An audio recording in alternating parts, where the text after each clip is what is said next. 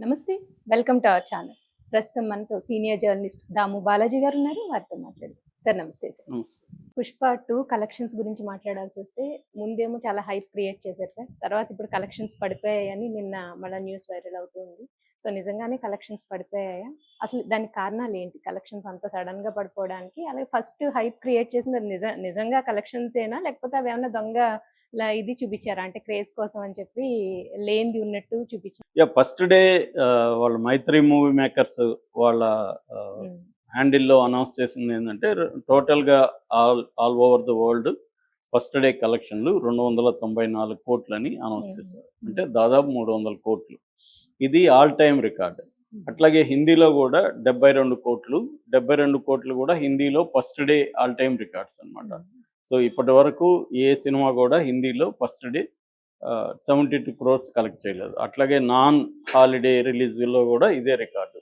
So అలాగా 3-4 రికార్డులని first డేనే హిందీలో బ్రేక్ చేసింది. ఆల్ ఓవర్ ద వరల్డ్ కలెక్షన్‌లో కూడా 294 కోట్లు అనేది ఇప్పటివరకు ఏ సినిమా కూడా కలెక్ట్ చేయలేదు. సో ఇది ఫస్ట్ డే వచ్చిన కలెక్షన్లు.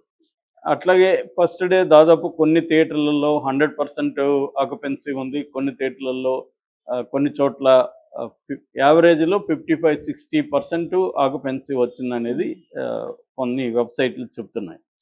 అయితే నిన్న ఫ్రైడేకి వచ్చేసరికి కలెక్షన్లు తీవ్రంగా డౌన్ అయిపోయినాయి. దాదాపు 90 కోట్లు మాత్రమే అని చెప్తున్నారు. అయితే ఆ 90 కోట్లు నెట్ అనేది మళ్ళీ కొంతమంది చెప్తున్నారు. ఓవరాల్‌గా మేకర్స్ చెప్తున్నదైతే ఫస్టు 294 కోట్లు, రెండో రోజు 116 కోట్లు, అన్నీ కలిపి ఇప్పుడు 2 రోజులకి 400 కోట్లు అనేది మేకర్స్ లెక్క. సో ఈ 400 కోట్లు అనేది గ్రాస్ ఫిగర్. సో 2 రోజులకి 400 కోట్లు రావడం అనేది మాటలైతే కాదు, చాలా మంచి కలెక్షనే. కాకపోతే ఫస్ట్ డేకి సెకండ్ డేకి ఎందుకు ఫస్ట్ డే 294 అంటే ఆల్మోస్ట్ 300 కోట్లు ఉంటాయి. ఇది 116 కోట్లకి ఎందుకు పడిపోయింది? ఆక్యుపెన్సీ రేట్లు కూడా యావరేజ్‌లో 30-40% కూడా లేవు. చాలా చోట్ల ఖాళీ థియేటర్లు కూడా దర్శనమిస్తున్నాయని చెప్తున్నారు. ఈవెన్ హిందీ బెట్‌లో కూడా బాగా పడిపోయిందని లెక్కలిస్తున్నారు. సో ఇక్కడ ఎందుకు ఈ స్థాయిలో పడిపోయింది అనేది ఒక ప్రశ్న. రెండో ప్రశ్న, ఫస్ట్ డే కలెక్షన్లు కూడా దొంగ లెక్కలు అనేది ఒక థియరీ కూడా బయటకు వస్తుంది. మామూలుగా ఆ మధ్య కూడా ఒక ప్రొడ్యూసర్ మేము ఫ్యాన్స్‌ని దృష్టిలో పెట్టుకొని కొంత ఎక్కువ చెప్తుంటామని కూడా ఓపెన్‌గానే చెప్పాడు. సో అది వాస్తవమే. మామూలుగా ఆల్ మార్కెటర్స్ ఆర్ లయర్స్ అని సేత్ గోడిన్ అని ఒక రైటర్, ఆయన మార్కెటింగ్‌లో గురువు అనమాట. ఆయన ఒక బుక్ రాశాడు. అదేంటంటే మార్కెటర్స్ అందరూ లయర్సే అని. సో మార్కెటింగ్ అంటేనే అబద్ధాలు చెప్పడం, లేనిది ఉన్నట్టుగా చెప్పడం, లేని క్వాలిటీస్‌ని ఉన్నట్టుగా చెప్పడం, ఉన్న వాటిని బ్లో అప్ చేయడం, ఇవన్నీ జరుగుతాయి. ఇది ఎందుకంటే ఇప్పుడు హీరోల మధ్య ఒక రైవల్రీ చుట్టూ ఇది పెద్ద మార్కెట్ కాబట్టి, ఇప్పుడు ఏంటంటే సినిమాలు ఇంతకుముందు మనకి 100 కోట్లంటే అవునా 100 కోట్లా అనుకునేవాళ్ళు. ఇవాళ 1000 కోట్లకి చాలా సినిమాలు వెళ్ళిపోతున్నాయి. ఇదంతా ఎలాగా సాధ్యమైందంటే, ఒకటి మన దగ్గర నుంచి లాగడమే కదా, ప్రేక్షకుల నుంచి రావాల్సిందే. ప్రేక్షకులు అంటే ఎవరు? వీళ్ళు మనుషులే. వీళ్ళని మ్యానిపులేట్ ఎలా చేయాలి, మార్కెటింగ్ అనే దాని మీద ఆధారపడి 'బాహుబలి'తో మనకి మార్కెటింగ్ అనేది వచ్చింది. చివరికి 'మణిరత్నం' లాంటి గొప్ప ఫిల్మ్ మేకర్స్ కూడా నేను రాజమౌళి నుంచి మార్కెటింగ్ నేర్చుకోవాలి, రాజమౌళి నాకు గురువు అన్నట్టుగా ఆయన మాట్లాడారు. సో ఆస్కార్ రావడం వెనక కూడా మార్కెటింగే ఉంది. వరల్డ్ వైడ్ మార్కెటింగ్ మీదనే చాలా సినిమాలు ఆధారపడి ఉంటాయి. ఎందుకంటే సినిమా అనేది చూడాలనే ఒక కోరికను కలిగించాలి. అందుకనే స్లవోయ్ జిజిక్ అని ఆయన ఏమంటే హౌ టు డిజైర్ అనేది సినిమా నేర్పిస్తుందని. అంటే మార్కెటింగ్ దేన్ని కోరుకోవాలనేది కాకుండా ఎలా కోరుకోవాలనే దాన్ని కూడా మార్కెటింగ్ అనేది నేర్పిస్తుంది మనకి. మార్కెటింగ్ లేకపోతే మనం ఇన్ని వస్తువులు కొనం అసలు.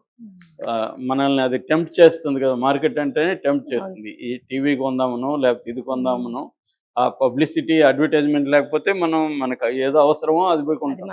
కానీ మనం అక్కడికి పోయినాక చూస్తే అన్నీ చాలా బాగుంటుంది, ఇది కొందాం అనిపిస్తుంది. మనం ఒకటి కొందాం అనుకొని ఎక్కువ కొనేసి వచ్చిన సందర్భాల్లో ఎక్కువ ఉంటాయి షాపింగ్కి.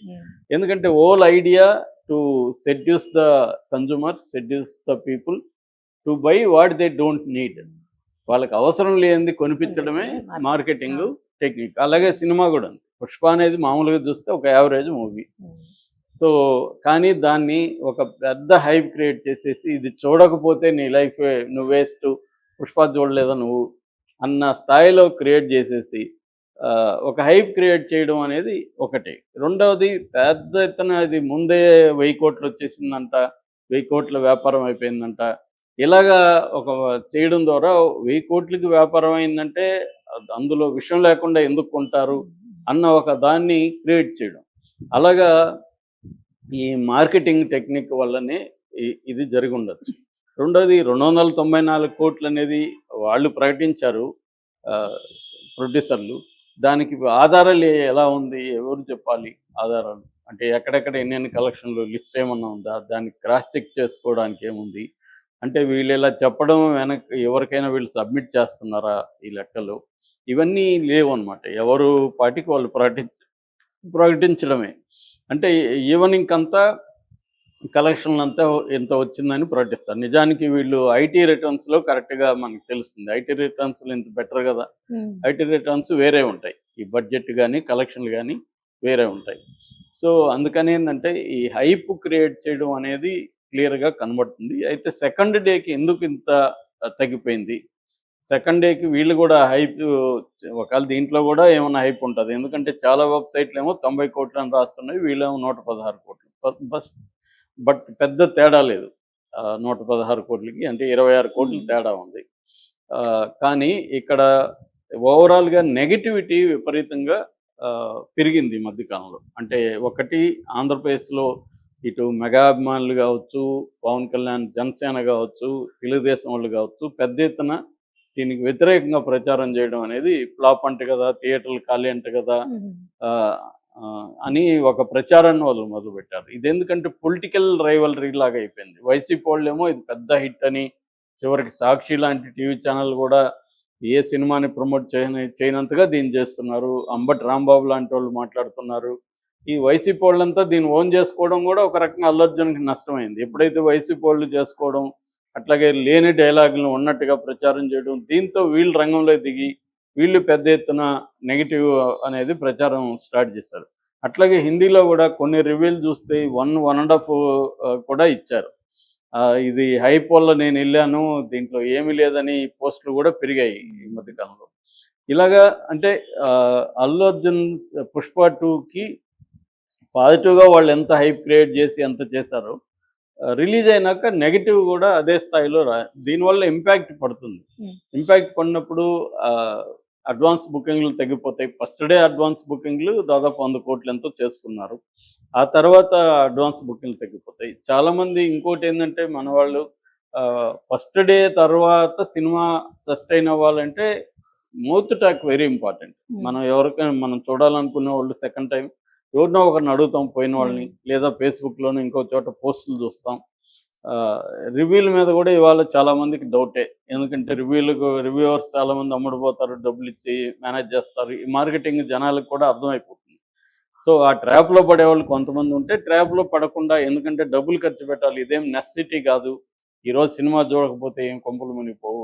రూ. 1000 ఒక ఫ్యామిలీకి 1000, 2000 మిగులుతాయి.